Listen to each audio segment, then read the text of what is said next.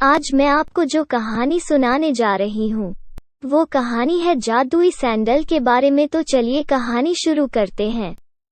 एक गांव में अनिका और हिना नाम की दो बहनें रहती थी। उनकी माँ इस दुनिया से जा चुकी थी।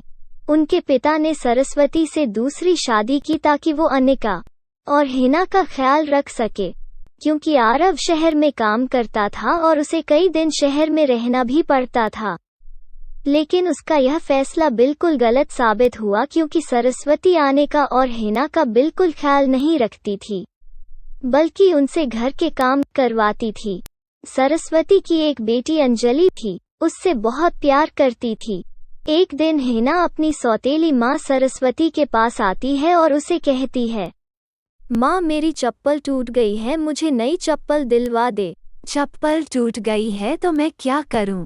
पैसे क्या दरख्तों पर लगते हैं? मेरे पास इतने पैसे नहीं है कि मैं तुझे नए चप्पल दिलवा दूं। लेकिन माँ मैं बगैर चप्पल के कैसे चलूंगी? जब चप्पलें होती ही नहीं थी तब भी इंसान इस दुनिया में रह रहे थे, और अब देखो तुझ महारानी से चप्पल के बगैर चला भी नहीं जाता। तभी उसकी बेटी अंजलि वहां आती है। माँ मैंने कल मॉल में एक बहुत खूबसूरत सैंडल देखी है, वो 5,000 की सैंडल है। मुझे अभी 5,000 रुपये दे, मैंने वो सैंडल लेनी है। यह लो मेरा बेटा, तुम 5,000 रुपये रखो और जाकर वो सैंडल ले लो, और जितने भी पैसों की ज़रूरत हो तुम मुझे आकर कहना। ठीक है, मुझे अगर और पैसों की ज़रूरत हुई तो मैं आपसे आकर ले लूँगी। यह क्या आप उसे 5,000 रुपये की सैंडल दिलवा रही है और मुझे 100 रुपये की चप्पल भी नहीं दिला रही? पिताजी को आने दो, मैं उन्हें सब कुछ बता दूंगी कि आप हम पर कितना जुल्म करती हैं। अच्छा तो अब तू मेरी शिकायत करेगी? तू रुक, अभी तुझे सबक सिखाती हूँ। सरस्वती हिना को कमरे में बंद कर देती है। आज सारा दिन तू कमरे में बंद रहेगी और तुझे आज खाना भी नहीं मिलेगा। माँ उसको छोड़ दे, वो बच्ची है, उससे गलती हो गई है, अब वो आपसे ऐसे बात नहीं करेंगी। मुझे मशवरा देने की ज़रूरत नहीं है, मुझे पता है क्या करना है और क्या नहीं। तू जाकर घर का काम कर, नहीं तो तुझे भी इधर ही बंद कर दूंगी। काम कर कर के अनिका के हाथ में छाले पड़ गए थे, लेकिन वो फिर भी काम करने पर मजबूर थी। सारा दिन काम करने के बाद वो अपनी माँ सरस्वती के पास खाना लेने के लिए गई तो उसकी माँ कहती है, किचन में तेरे हिस्से की रोटी पड़ी हुई है, जा कि वो खा ले, और हिना को आज खाना देने की ज़रूरत नहीं है, वो आज भूखी रहेगी। माँ उससे माफ़ कर दे, उसने सुबह से कुछ भी नहीं खाया। अगर अपने हिस्से की रोटी लेने हैं तो लो, नहीं तो तुम भी उसके साथ जाकर सो जाओ। अनिका एक रोटी लेकर जाती है और अपनी बहन हिना को देती है। यह लो रोटी खा लो, मुझे पता है यह आप मुझे अपने हिस्से की रोटी दे रही है, यह आप खा ले क्योंकि आपने सारा दिन काम करना होता है, आपको इसकी ज़्यादा ज़रूरत है। ऐसा करते हैं, फिर यह रोटी आधी आधी कर लेते हैं। दोनों बहनों की जिंदगी बड़ी मुश्किल से गुजर रही थी। दूसरी तरफ अंजलि बहुत अयाशी की जिंदगी गुजार रही थी। वो अपनी माँ से ज्यादा पैसे लेती और पार्टियों में उड़ा देती।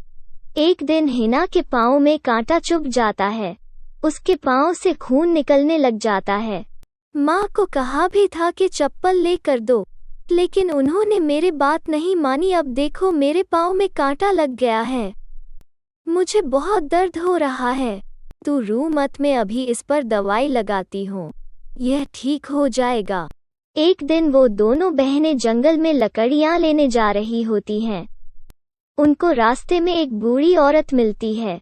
बेटा मैं बहुत थक चुकी हूँ, क्या तुम मुझे घर तक छोड़ दोगी? मेरा घर पास ही है। वो दोनों उस बूढ़ी औरत को घर तक छोड़ने जाती है। बेटा इतनी गर्मी में तुम दोनों नंगे पाँव हो, क्या तुम दोनों के पास चप्पल नहीं है? वो दोनों उस बूढ़ी औरत को सब कुछ बता देती है। ऊपर वाला ऐसे सौतेली माँ किसी को न दे। वो बूढ़ी औरत फिर उनको जादुई सैंडल देती है। यह जादुई सैंडल है। इसे पहनने के बाद सारे काम खुद ही हो जाएंगे और तुम इसे जो मांगोगी यह तुम्हें दे देगी। अब उनकी जिंदगी बड़ी वजह से गुजर रही थी, क्योंकि सैंडल की वजह से सारे काम खुद ही हो जाते थे। और अब उनको सूखियां रोटियां भी नहीं खानी पड़ती थी, क्योंकि सैंडल से खूब मजे मजे का खाना मंगवा लेती थी और पेट भर कर खाती थी। माँ आप अनिका और हिना पर बहुत जुल्म करती है, लेकिन वो फिर भी बहुत खुश रहती है। मुझे तो कुछ गड़बड़ लग रही है। गड़बड़ तो मुझे भी लग रही है। चलो इन पर नजर रखते हैं। वो दोनों फिर अनिका और हिना पर नजर रखना शुरू कर देती है। जादुई सैंडल जल्दी से घर की सफाई कर दो। अच्छा तो यह बात है, तुम दोनों जिस थाली में खाते हो उसी थाली में छेद करती हो। अगर तुम दोनों के पास जादुई सैंडल थी तो तुम दोनों ने हमें क्यों नहीं बताया?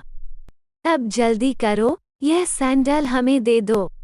सरस्वती फिर उन दोनों से सैंडल छीन लेती है और एक सैंडल खुद पहन लेती है और एक अपनी बेटी को दे देती है। जैसे ही वो सैंडल पहनती है, उनके पाँव से खून आना शुरू हो जाता है। अरे यह क्या, हमारे पाँव से खून क्यों आने लगा? तभी वो सैंडल उनके सामने आ जाती है। अब पता चला पाँव से खून निकले कितना दर्द होता है। आप जब तक तुम दोनों अनिका और हिना से माफ़ी नहीं मांगोगे, तुम दोनों के पाँव से ऐसे ही खून निकलता रहेगा। ज़्यादा देर खून निकलता रहा तो तुम दोनों मर भी सकते हो। वो दोनों फिर अनिका और हिना से माफ़ी मांगती है और फिर वो खुशी खुशी रहने लगते हैं।